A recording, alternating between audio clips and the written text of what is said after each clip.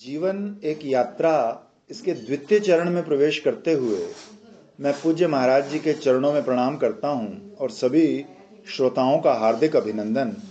पूज्य महाराज श्री ने कल हमें जीवन यात्रा के मूल सिद्धांतों से अवगत कराया और हिचको मत, बढ़ते जाओ, इसका आदेश दिया। तो आज पूज्य महाराज जी हमें जीवन में लक्ष्य की आवश्यकता और जीवन यात्रा की सफलता के रहस्य, इसके संबंध में कुछ बताइए। तो उत्तर दे रहे हैं, जीवन में अपने लक्ष्य का निश्चय होना अति आवश्यक है। हमें कहाँ पहुंचना है, क्या होना है, क्या पाना है, क्या क्या करना है, सबके संबंध में स्पष्टता होनी ही चाहिए। यदि आपके जीवन का लक्ष्य स्पष्ट नहीं है तो आपकी स्थिति उस व्यक्ति के जैसी है जिसके पास पैसा है और जो स्टेशन पर भी पहुंच गया है, जिसने टिकट लेने के लिए खिड़की में अपना हाथ भी डाल दिया है, पर जब टिकट देने वाला उससे पूछता है कि आपको कहाँ का टिकट चाहिए, तो वो कह देता है जहाँ की मौज हो वहीं का टिकट दे दो। जहाँ की मौज हो। तो भाई ऐसे नहीं बनता। अपना गंतव्य, अपना लक्ष्य तो बताना ही पड़ता है। हमको यहाँ पहुँचना है, फिर उसके अनुरूप साधन करना पड़ता है। अब देखो, एक होता है लक्ष्य, परम लक्ष्य, और एक होता है अवान्तर लक्ष्य। जीवन का परम लक्ष्य है जीवन को परम आनंद, परम सुख, परम अमृत, परम मधु से एक करना। और अवान्तर लक्ष्य है अर्थोपार्जन के द्वारा सुख, धर्मोपार्जन के द्वारा सुख, कामोपार्जन के द्वारा सुख, धर्म अर्थ काम हो और मोक्ष की अनुभूति से सुख की प्राप्ति। परम लक्ष्य की तरह इसमें भी स्पष्टता होनी चाहिए कि जीवन का कितना अंश अर्थ के लिए देंगे, कितना काम के लिए देंगे, कितना दोनों के नियंता धर्म के लिए देंगे, और कितना सबसे मुक्त होकर अपने स्वरूप में बैठने के लिए देंगे। जैसे यदि कोई कहे कि हमें पढ़ना है, तो कहाँ तक पढ़ना है, या कि पढ़ते ही जाना है, ठीक है, बहुत बढ़िया, विद्या भी एक लक्ष्य हो सकती है, परंतु उसके लिए भी जीवन का एक भाग तो निश्चित होना चाहिए कि इतने दिनों तक, इतने वर्षों तक हमें ये पढ़ना है।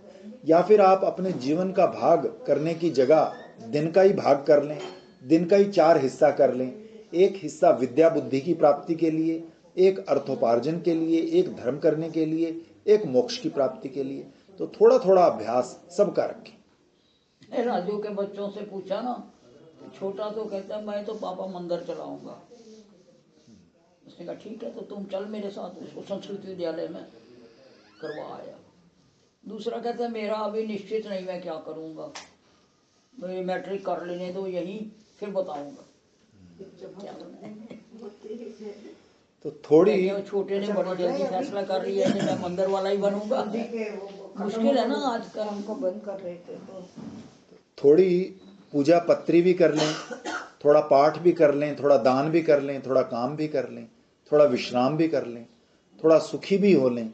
जीवन को एकांगी मत बनाइए। जैसे यदि हमको ऋषिकेश से गंगोत्री गोमुख की यात्रा करनी हो, तो आप पहले से निश्चय कर लेते हैं कि इतने दिन में यात्रा पूरी करनी है।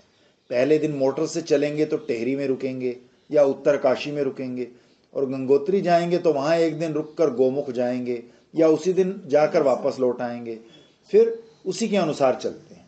वैसे ही अपने जीवन के संबंध में भी एक स्पष्ट रूपरेखा अपने दिमाग में पहले से होनी चाहिए। स्पष्टता ना होने से व्यक्ति 2 दिन इधर चलता है, 2 दिन इधर, और इस तरह कहीं भी नहीं पहुंच पाता। एक व्यक्ति यात्रा कर रहा था, चलते चलते वो चौराहे पर पहुंच गया। अपने मन से अंदाजा लगाया कि हमारा लक्ष्य इस रास्ते पर है, और उस रास्ते पर घंटे 2 घंटे चलता रहा। बाद में मन में शंका हुई कि कहीं मैं गलत रास्ते पर तो नहीं आ गया। वापस लौट आया, फिर दूसरे रास्ते पर घंटे भर चला, फिर शंका हुई, फिर लौट आया, फिर तीसरे पर चला, तो फिर चौथे पर गया। तो मार्ग के संबंध में स्पष्ट और विशद बोध न होने के कारण उस व्यक्ति की यात्रा निरर्थक और निष्फल हुई। इसलिए हमें कहाँ पहुंचना है, मार्ग क्या है, पहले से मालूम होना चाहिए। संकल्प इसी को कहते हैं। जैसे हमें यज्ञ करना है, तो इसके लिए कौन सा स्थान ठीक रहेगा, कौन सा समय, कितने दिन लगेंगे, क्या क्या करना होगा, मेरी योग्यता क्या है, किन किन लोगों की मदद लेनी पड़ेगी, कितने ब्राह्मण लगेंगे, कितने रुपया लगेगा, इसका क्या फल प्राप्त होगा, इसकी जानकारी, निश्चित रूपरेखा हमारे दिमाग में पहले से होनी चाहिए। अथवा ये समझो कि हमें कोई कारखाना खोलना है, तो उसके लिए भी इसी तरह स्थान का निश्चय, समय का निश्चय, नवीन बोध या परंपरा का बोध, कितने श्रमिक लगेंगे, मूल मसाला कहाँ में आएगा, इसको बनाने में कितना व्यय होगा, कौन मददगार होगा, कहाँ माल बिकेगा, सब रूपरेखा बनानी पड़ती है। इसी प्रकार जीवन के संबंध में भी एक निश्चित रूपरेखा होनी चाहिए। लक्ष्य का निश्चय होने पर भी इसके अनुरूप साधन हो पाएगा, इसलिए पहले लक्ष्य का निश्चय कीजिए। दूसरी बात है कि मन में उत्साह होना चाहिए, क्योंकि मनुष्य किसी भी रास्ते पर चले उसके पांव कभी ना कभी लड़खड़ाते हैं, प्रतिकूल परिस्थिति आती है। ऐसा कोई मार्ग नहीं जिस पर हम केवल सोचें और सोच कर ही धड़ाधड़ चलते जाएं। अनेक बातें मार्ग में ऐसी आती हैं जिनकी पहले से कल्पना नहीं होती। कभी सफलता मिलती है, कभी विफलता मिलती है, कभी आशा बंधती है, कभी नैराश्य छा जाता है। तो इस आशा, निराशा, सफलता, विफलता को धैर्य के साथ पार करके उत्साह के साथ जीवन में आगे बढ़ना होता है। कभी कभी ऐसा लगता है कि अब हम थक गए, अब एक भी कदम आगे नहीं बढ़ा सकते, परंतु तभी ऐसी अतर्कित सहायता आ जाती है जिसके बारे में व्यक्ति कभी सोच भी नहीं सकता। हमको इन्हीं भरत सिंघानिया के ताऊ जी श्री पद्मपत सिंघानिया ने अपने जीवन की दो एक बातें बताई थी कि काम करने का उनका मन था, उत्साह भी था, परंतु संपत्ति नहीं थी। तब एक दिन बिना कोई कल्पना के एकाएक कोई अंग्रेज भारतवर्ष छोड़कर जाने लगा और अपनी पूरी की पूरी संपत्ति काम करने के लिए उनको दे गया। और भी उन्होंने बताया कि उनको कैसे कैसे सहायक मिले, कैसे सुखाड़िया जी ने उनको कोटा में कारखाना बैठाने की प्रेरणा दी। तो कब और कहां से सहायता मिल जाएगी इसका ज्ञान मनुष्य को नहीं होता। काम करने का उत्साह मन में रहता है तो ईश्वर भी मदद करता है। माने जो काम करना चाहता है ईश्वर उसकी मदद करता है, और जो पांव फैलाकर सोना चाहता है तो ईश्वर उसको सुला देता है। महाभारत में एक कथा है, सोने वाले महाभारत में एक कथा है। एक राजा था, उसका शरीर पूरा हो गया, उसका एक पुत्र था। एक दिन शत्रु ने अचानक उस पर आक्रमण कर दिया। ये धानुका वाले है ना, ये एकदम बहुत गरीब हो गया था एक बार। तो निश्चलानंद जी का शिष्य हैं ये लोग, उन्होंने कहा भाई तू 2-4 करोड़ रुपया मामूली बात है तुम्हारे लिए, किसी से भी ले लो, तुम्हारे सब रिश्तेदार संपन्न है। तो उसने बड़ा स्ट्रिक्ट जवाब दिया। उसने कहा महाराज उसने दिया था, उसने ले लिया, उनका क्यों नहीं लिया, मेरा ही क्यों लिया। इसलिए मैं किसी से मांगने वाला नहीं, भगवान जैसे रखेगा वो अपने आप देगा। वो इतने खुश हो गए, कहते मैंने फिर उसको कहा अच्छा कि मैं तेरे को एक मंत्र का अनुष्ठान बताता हूँ और मैं भी तेरी मदद करूँगा, मैं तेरे साथ उसका करूँगा। अब निश्चलानंद जी अनुष्ठान करेंगे तो भगवान सुनेंगे ही। तो कहते हो फिर वैसे ही हो गया। कहते मैं इतना खुश हो गया सुन के, उन्होंने खुद ही सुनाई थी हमें। पहले हम उनको सुनने जाते थे, होली के टाइम आते थे, जाते थे, आया करते थे ना, उन्हीं के कोठी में वचन देते थे पहले। तो हम वहाँ जाते थे रोज शाम को ये होली के टाइम पे। महाभारत में कथा है, एक राजा था, उसका शरीर पूरा हो गया, उसका एक पुत्र था। एक दिन शत्रु ने अचानक उस पर आक्रमण कर दिया तो राजकुमार युद्ध में हार गया, हार कर भाग आया और अंदर महल में जाकर सो गया। उसकी मां जिंदा थी, बड़ी बुद्धिमती भी थी, उसका नाम विदुला था। उसने अंदर जाकर बेटे को जगाया, क्या सो रहा है, उठ, उठना चाहिए, जागना चाहिए, अच्छे काम में लग जाना चाहिए, सफलता मिलेगी, ये विश्वास रखना चाहिए। बीच में कोई रुकावट आ जाए तब भी घबराना नहीं चाहिए, आगे बढ़ते रहना चाहिए। जिसके चित्त में उत्साह होता है उसको सफलता मिलती है। ये नहीं कि इतने लोग हमारे पास काम करने वाले होंगे या इतना धन इकट्ठा होगा तब हम ये काम शुरू करेंगे। अनुकूलता ढूंढ ढूंढ कर नहीं लाई जाती। जब हम सिंह की तरह अपने मार्ग में चलने लग जाते हैं तब अनुकूलता अपने आप ही हमारा पीछा करने लग जाती है। पहले वो सफलता है ही ना, God helps those who help themselves. हम ही सो जाएंगे तो कहेगा मैं भी सो जाऊंगा। जो उद्योग करता है सफलता उसके पास आती है। कहो कि प्रारब्ध हमारी मदद करेगा तो वो भी तुम्हारा आलस देखकर सोता रहेगा। कहो कि कोई देवता तुम्हारी मदद करेगा तो उसको क्या गरज पड़ी है कि तुम्हारी मदद करने के लिए आएगा।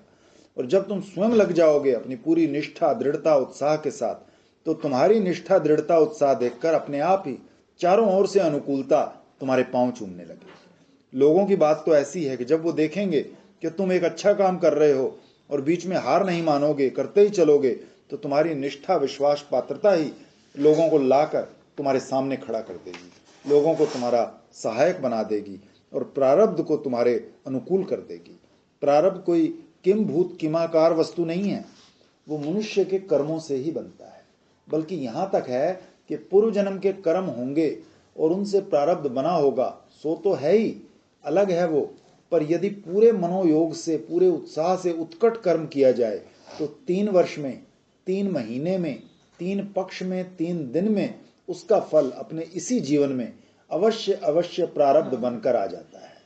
इसलिए मनुष्य को अत्यंत सावधानी के साथ अपने अमन को लक्ष्य, देना ये पढ़ने को, बहुत अच्छा लगेगा उसको। मैं भी यही सोच रहा था। ये कौन सी किताब देख लेना पहले उसको ये जाके तो बड़ी पढ़ना अच्छी जाने से मोटिवेशनल पहले। की सुपर है पूरा, ऐसी इतनी मोटिवेशनल है। आजकल जो इतने अच्छे मोटिवेशनल स्पीकर है, मैं कहता हूँ वो भी इतना शानदार, बहुत जबरदस्त। तो उसके साधन का निश्चय करके पूर्ण उत्साह से उसमें लग जाना चाहिए। और इसमें सबसे बड़ी बात है अपने पर विश्वास, और उससे भी बड़ी बात है ईश्वर पर विश्वास। यदि ईश्वर के प्रति हमारा विश्वास बना रहे तो हमारे लिए कुछ भी मुश्किल नहीं।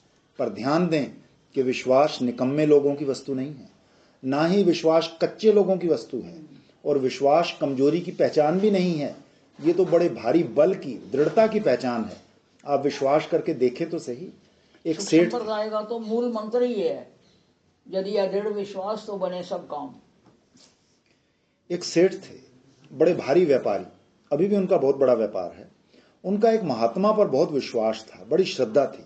महात्मा सचमुच बहुत अच्छे थे, ज्ञानी थे, विरक्त थे। सेठ जी ने उनको अपना गुरु बना रखा था। एक बार उन्होंने एक गन्ना पेरने की शुगर फैक्ट्री बिठाई। अब और लोगों के गन्ने में से जितना रस निकले, इतना रस इनके गन्ने में से ना निकले। इनके पास जर्मन मैनेजर था, बहुत विद्वान, बड़ा जानकार। उसने कई युक्तियां लड़ाई, पर गन्ने में से पूरा रस निकले ही नहीं। सेठ जी को चिंता हुई। उन्होंने अपने गुरु का स्मरण किया। रात में उनको स्वप्न आया कि गन्ने की पिराई में चूने का पानी डालो। चूने का? उन्होंने इस पर कुछ ध्यान नहीं दिया। तो 2-3 दिन बाद फिर वही स्वप्न आया कि पिराई के समय चूने का पानी डालो। इस समय उन्होंने अपने मैनेजर से ये बात कही। मैनेजर ने अपनी सारी किताबें देश विदेश जर्मनी से इकट्ठी की हुई खोल कर देखी, उनमें से किसी में ऐसी बात नहीं लिखी। उसने कहा मैं ये काम नहीं कर सकता। फिर सेठ जी को स्वप्न आया, तुम डाल कर देखो। मैनेजर ने सेठ जी से फिर कहा, उसने इस्तीफा दे दिया। तो अंत में सेठ जी ने स्वयं गन्ने की पिराई के समय चूने का पानी मिलाया, तो तुरंत गन्ने ने रस छोड़ना शुरू कर दिया और उनकी फैक्ट्री खूब चलने लगी। बाद में वो मैनेजर भी फिर आ गया और उसने जर्मनी से लिखा पढ़ी करके उसका परीक्षण करवाकर वहां की पुस्तकों में भी ये बात लिखवा दी। ये बात है सन 1934 की, और सेठ थे गुजरमल मोदी। स्वयं उन्होंने हमको ये बात कही थी। तो दैवी सहायता भी होती है।